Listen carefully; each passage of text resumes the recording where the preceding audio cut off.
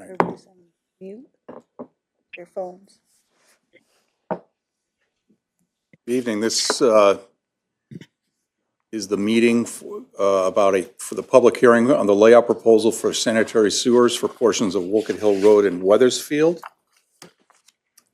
And this public hearing is to consider the proposal to construct a sanitary sewer in portions of Wolcott Hill Road, Weathersfield.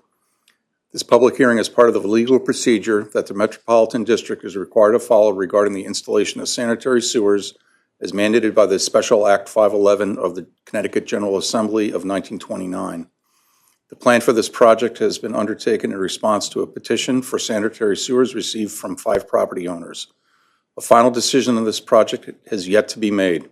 That decision will take into account what is said at this hearing, along with other information, including any information that the town provides regarding the need for the project and from the standpoint of public health. The following hearing notice was published in the Hartford Courant on November 19th, 2025. Notice of public hearing on layout and assessment for sanitary sewers for 283 to 298 Wolcott Hill Road, Weathersfield, Metropolitan District, 555 Main Street, Hartford, Connecticut, November 19th, 2025. The Metropolitan District will hold a public hearing in the boardroom, 555 Main Street, Hartford, on Monday, December 1st, 2025 at 5:30 p.m. for the purpose of notification of the construction of public sanitary sewers in a portion of Wolcott Hill Road, Weathersfield. Members of the public that would like to participate remotely may call into the public hearing at 415-655-0001, access code 2311-647-5959, or via WebEx link available on the district's website. All interested parties, both in favor or against said sewers, may appear to be heard. John Myrtle, District Clerk. Thank you, John. I'm Peter Gardo, Commissioner from Weathersfield, chairing this meeting this evening. District staff in attendance, we have Susan Negrelli, the Director of Engineering, Jessica Coelho, Dave Banker, and Danger, and Al Ribeiro. For this meeting, the rules of the meeting are all questions and statements should be directed to the chair. The chair will direct questions to the appropriate staff members, whether it be engineering, real estate, or the clerk. Only one person will be allowed to speak at any given time. Property owners, when speaking, are requested to state for the record their names and their address of their property. Property owners are requested to speak directly into the microphone due to the fact that these proceedings are being recorded. All property owners present are requested to register an opinion with the clerk, either in favor or opposed to the proposed project prior to leaving the hearing.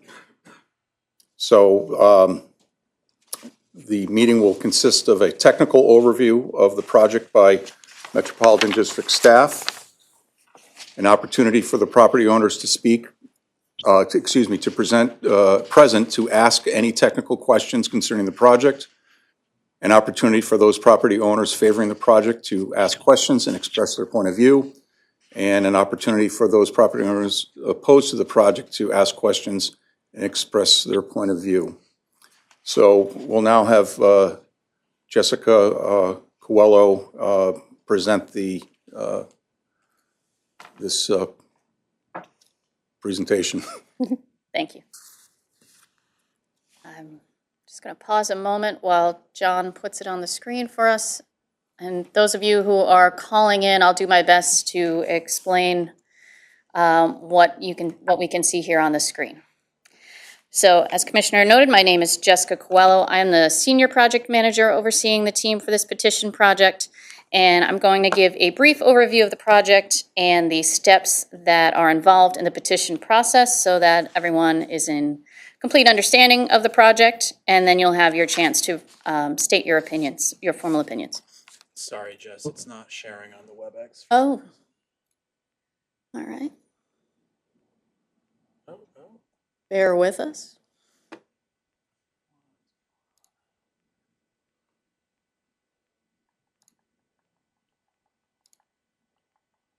Yes, perhaps. Shared it all the way on the WebEx. Yeah, I thought we always usually go first, but I guess I share it.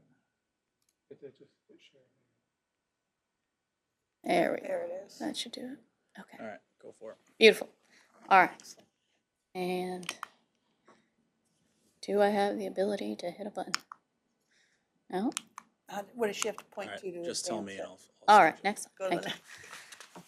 We're a team. You can go next slide. Thank you, John. Maybe? Oh, no, we're stuck. Ah, there we go. All right. So today we are discussing the Walcott Hill Road Weathersfield Sewer Extension that we are reviewing. The petition was received in April of last year by all 5 residents shown on the screen. The next step for a petition is for a canvas card to be mailed to get a formal yes, no, or undecided from each property owner. So that was sent out in May, and the results were 4 properties checked the box saying that they were interested in sewer. 1 property did check a box saying that they did not desire the sewer. We also received a statement from the Central Connecticut Health District stating that they are in support of sewers for this, and they are in support of this project. Next slide, John. So I'm showing here a map that shows the existing sewers with a dashed line. So you can see that we had sewer on the north and south of this area, but these properties were not currently served, which is why they requested sewer service. So the highlighted green section is our most likely route for a new sewer layout that would be in the road where those 5 properties could potentially connect to. The process here was that after we canvassed, we actually sent some our surveyors out to get more information to continue our preliminary engineering and our design report to basically be sure that we could connect these properties and it was still a feasible project that we could continue to pursue. So that brings us to, next slide. Brings us to the assessments. So the next step for us was to calculate our sewer assessments, and everyone should have received this in the mail as part of the package. Our sewer assessments, in accordance with our ordinances, are comprised of 3 different items. The first being frontage, which is a dimension that we pull from your deeds, your property deeds. The second being your lateral count, so that is a per lateral or each. And the third being your type of use for the sewage. So in this case, all the properties are residential, and the residential use is a per dwelling unit charge. Alternatively, if it was commercial, it would be a different charge. So also listed here in this slide, and what would have been listed in the package that you received in the mail before this meeting, would be the rates, which are approved by our board and published on our website. So for frontage, it is a rate of $111.50 per front foot. For the lateral charge, it is $4,420, and for the dwelling unit, it is $1,655. So those 3 rates, comprised with the items discussed, is what brings us to your assessment total, and you all received the totals for all properties, just so you can get a full understanding of the assessments we will be collecting if we move forward with this project. Just as a side note, the estimated cost for the actual construction of the main line is approximately $900,000. So the just shy of $83,000 is just a small portion that MDC would recoup as part of the cost for us to install this sewer main. Next slide. So that brings us to the public hearing where we are today. The next step for us would be for those of you who are here in person to register your opinion with us once I'm done with my presentation. From that point, we will gather all of the information, whether any opinions were registered today or from what we have from the canvas cards, and we will present that to the Bureau of Public Works and then follow that up with presenting to the district board. If it is approved by the Bureau and the district board, then we will move forward with completing the design, advertising for bid, and to construct next year. Next. So moving forward, once construction would be complete, that would be construction of the main line and the lateral to the property line. We would notify all of the customers that the main is officially open for connections, and that would be followed up with the assessments being declared due and payable. So the assessments that we just discussed, there are 2 options for payment of these assessments. One is a lump sum, which would be just the total assessment paid 30 days after the assessment is declared due and payable. And the second option is an installment plan. This is done via a lien on the property. It is 16 equal payments over 15 years at a 6% interest rate. So the first payment of these 16 equal payments would be due within 30 days of the assessment being declared due and payable. And then the follow-up payments each year could be paid annually, or you can also work it into a monthly bill as well. I do make a note that delinquent payments do accrue an interest of 15% per year. Gotcha. So just to better explain the sewer lateral installation part, so as I mentioned, the construction is for the main line in the road, and we also will install, as part of our construction and as included in your assessment fee, is the portion that goes from the main to the property line. So we would install that piece and leave a clean out there, and that would be installed ready for you to then connect to. The remainder of the section, which is from the property line to the home, would be installed by you, your contractor, and that would be the responsibility of the owner. Go to the next slide, John.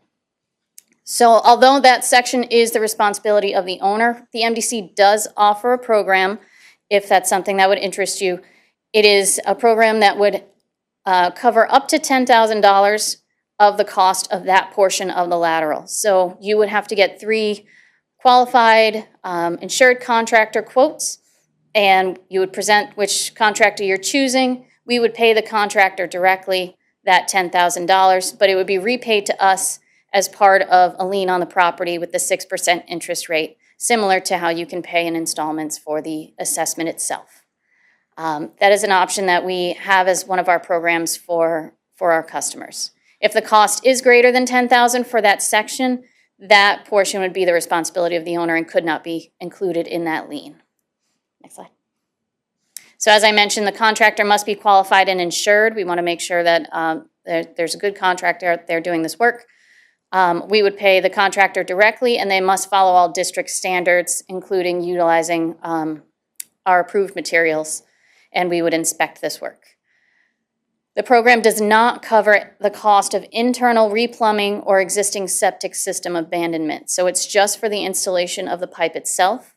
The homeowner's contractor would be responsible for abandoning or demolishing the septic tank and any internal replumbing that might be required to, say, bring the pipe to the front of the home as opposed to going around the home, for example.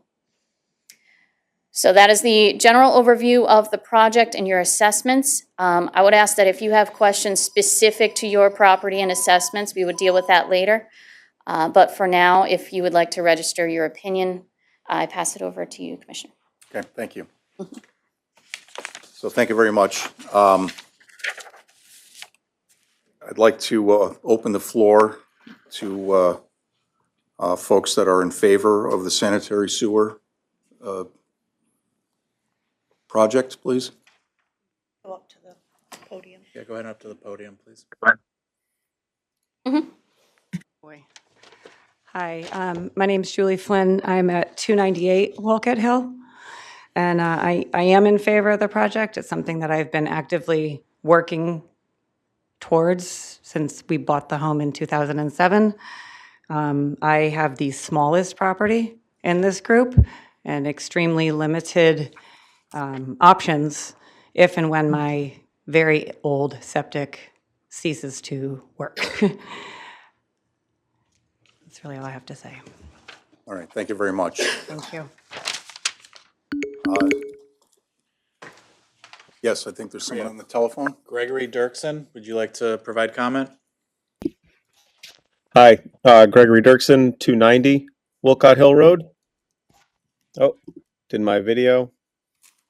Sorry, can you hear me? Everything's good now? Yep, yes, sir. All right. So Gregory Dirksen, 290 Wolcott Hill Road. I am in favor of this project. You said save personal questions, but I'm just wondering, and maybe this is somewhat personal, but what is, if there is any information, what would be a typical cost? You said $10,000 is what you allot as part of that installation plan or installment plan for the actual connection from the house. Do you have an estimate you could provide as to what would typically be the cost? to connect from the house to the line? We have that type of, You guys, yes, if you Yeah. want them to address it. yes. Hi, this is Jessica. It's a little hard to give you a good estimate because there is rock in your neighborhood, and that is going to increase the cost a bit for you. So it depends where the rock is relative to your home specifically. Typically, we would say somewhere around $200 a foot, but with the rock, it could be much more. So I just want to caution you with that. You'd have to figure out what's going on in your neighborhood. One, your part- one pro though is that the houses themselves are not very far off the road. You know, there's not a great distance there, so that'll help the situation. So So the, it would be 200 a foot from the property line to the The home. house. Where Correct. it enters the house. Okay. All right. Thank you. So my vote is in favor. Thank you very much. Is there anyone else on the telephone that has a comment Hi. in favor of this? Hello, can you hear me? Yes. Hi, this is Tony LaCava. I'm number 296. Okay. I am also in favor of the project. I'm in a very similar situation as everyone else. My septic is very old. And ideally, it's better to be hooked up to this. And some of my worry is, what happens if my septic goes, what happens if it goes and we don't have answers? Do we take like a double hit and have I guess that's just my question. Is there, Mr. Yeah. If your septic goes, I don't understand the question. If the septic So goes, ideally, so when I bought the home 2 years ago, I've called many different numbers, and it was always kind of the thing where we weren't able to connect and so forth. So what my concern is, this is a project we've been trying to get done. How long does it typically take to get an answer of if this project will be approved or not? Okay, that's a reasonable question, if you can handle that. Yeah, I please. can answer that one. This is John Myrtle, District Clerk. So the process is we've already designed the project. We're now holding a public hearing for public input. The next step is it goes to the Bureau of Public Works, which is a committee of our district board that controls the sewer side. So we will present the outcome and the input we received at this public hearing to the Bureau of Public Works. They will make a decision on whether to approve the project or not. Our calendar for next year's meetings is not quite set, but the Bureau would either meet in January or February. Assuming they approve the project, then it would go to the district board for approval, so either February or March. And then if it is approved, the estimated beginning of construction was fall of 26. Is that what you said? We'll try to go faster. Okay. So potential construction in summer to fall of 2026 and completion by at late fall of 2026 at the latest is the timeline now. And I think, so part of your question is if this doesn't go forward, you said something about a double hit but if the project doesn't proceed and your septic fails, you would be in a worse situation than if this proceeds forward and you don't have to connect at that time. And if your septic were to fail in the next future years, then you would have an opportunity to connect if you had to. Okay, all right, thank you. All right, thank you very much.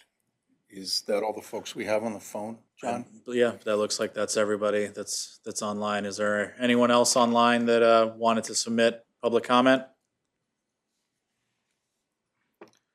All right, so thank you very much, folks, for bringing your opinions to this hearing. John, would you want to read the letter from the Health District, please? Yes.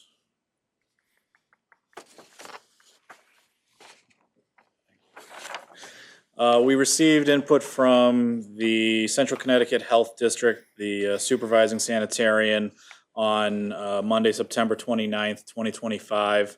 And they stated, yes, we are in support of the sewer extension as it will provide a sanitary condition to the disposal of sewage. It appears these homes are currently served by a private subsurface sewage disposal system.